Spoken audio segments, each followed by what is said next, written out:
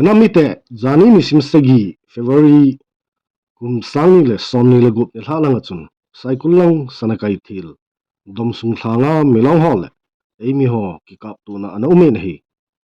thuki za danin sanakai thil milong hon emi lokon ho ahin ka buvin lokon ho jong hung ja muvin thilum dan village volunteer hon ahet pha dubin adel su ubin hi ma ho yong chun lokon hin kap ho NSNIM hidinga gin mo ho chu agadel phawin sota ani ki kap buvin hi athu kitchen ta amuna amhon ain sei dung zuya hi tingpi bung khokom vela milong ukeng ne ho tangkun ho hin kanile abol wa hichi kanile abol na wa mi goi jiu na tang ho khu gat abol jiu hi in yo lang ho lampia chi ho chu hichi kanile gat bol ho chun ahin kap masa o ahi danin seivin hichi jawa chu thalgin chun yo lokon ho jong thalgin aza phalwa ana to na ahin da thawa inlanga hongzam hi ativin hi chihoji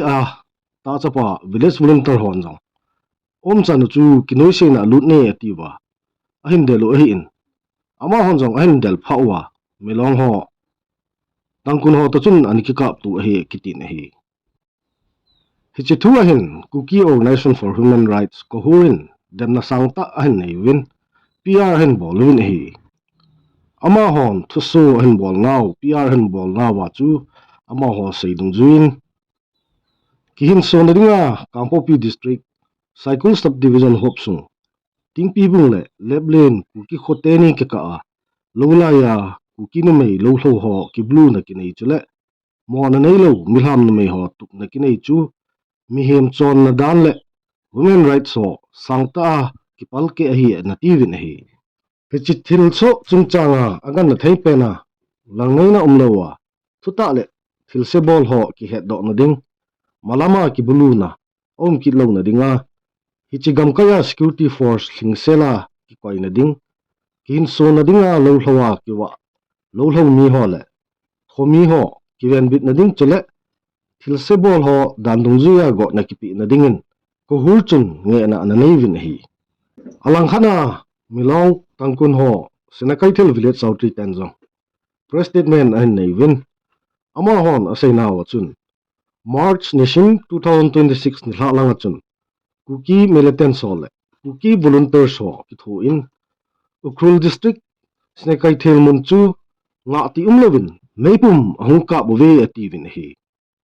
pungni le minute som nga chule pungthum kika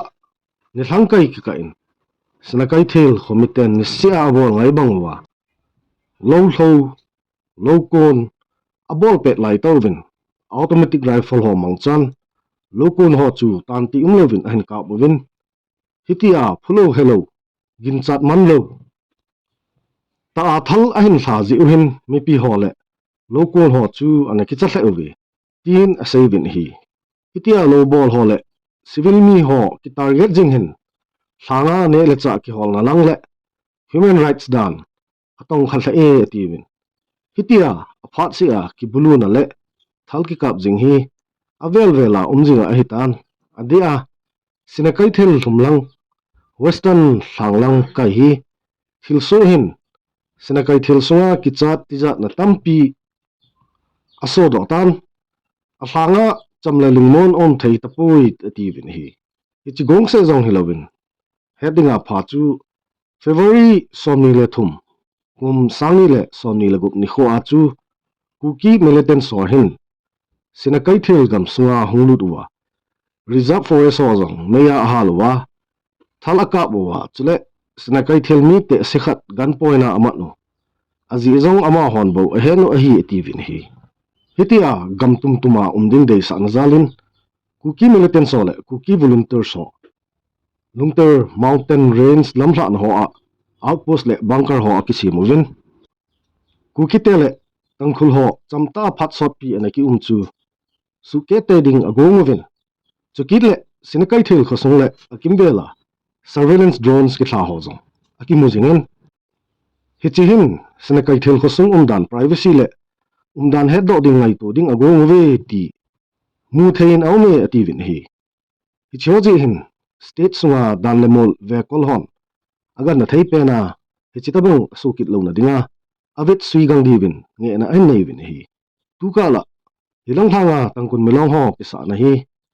nam noi se na mong mong ei bol o hitan hi chia press release hen bol zong hi e ho se di jo si ama hon asai ki no hitan masang jat ma jong chu e ho mi garia hu ho chu ana khamuwa agaria thilum jo se jong anakila wa gari tol pa jong akeng ko kisana ala pi wa gari ke wa chu hen sol wa na cycle hung hung a hin Sigari hi tu ni chasat hang lau kun hong hin ahung na awa mun thuma an ting vin sangsak lambui enga li ta na chun ating vin gari a thil ho la pi vin chuban jong gari ma tol to ve mo de din thil an su ha vin even la ding pa loi pa ma kyang ko san ho akil au hi akil awan le pi lawai ta hi chen asil chu in na inai cho he pon kyang ko chu zakhat ong tin la ki lo hen la mi ki noi sina pa ka thi ma hen gari hi tu ni a cha sang ap na so pi ngo hi gari thil hong tam ta la pi hin a thil ho chu inai pon ki noi sina pa hi tai mo be de tam thang sum mi te kanam mi te ai thei le hong mi ni bol cha cha di chung chona chu hitia hi hoin chunga yong pathin za lo hela luduwa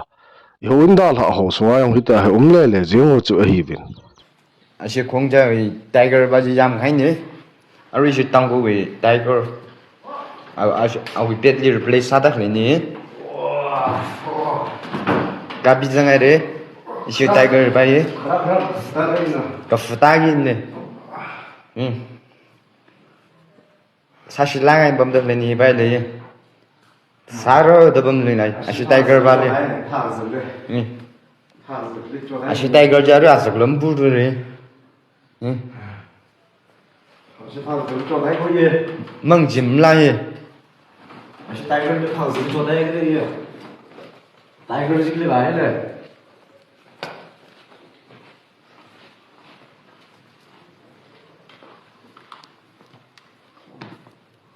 tangkun te hin ipi momong agelawa hichana hi ima sushilewa jong e hitine si momong o hitadem lungkham wang ombe set jengin hi alang khana igel lewang lungkham na dile lunghan na di sasin na ding wang ombe set pun aji chu nampi din mun hat na pen hi politics a hi politics ala I politician solvin mi pi te pan pi sanga sumle pai power akilheno hitan hichi hohi zabdang hon amu chin o hin hichi jia hi no se thei ta le embol thei namchu hi win hi bible old testament khanga chu pathenin achate israel te jongchu sei angai lo te ngole khohe phalo namdang te azi apol beya aluhan sa zia israel te ahin sat loji u hin hichitabang khat jo a hi inam sungwa umzo hiding hitam ti jong hi sei thei hi pu na hi ipi hile atha ben namni pi khat na khat ki ngai lu hitin pathen songin imaban lamzo na dingwa ki tho khom jingo te ti hi isei no mo hi sautin dunia dinga hechan hi sautin hechanin chaita hi ti ve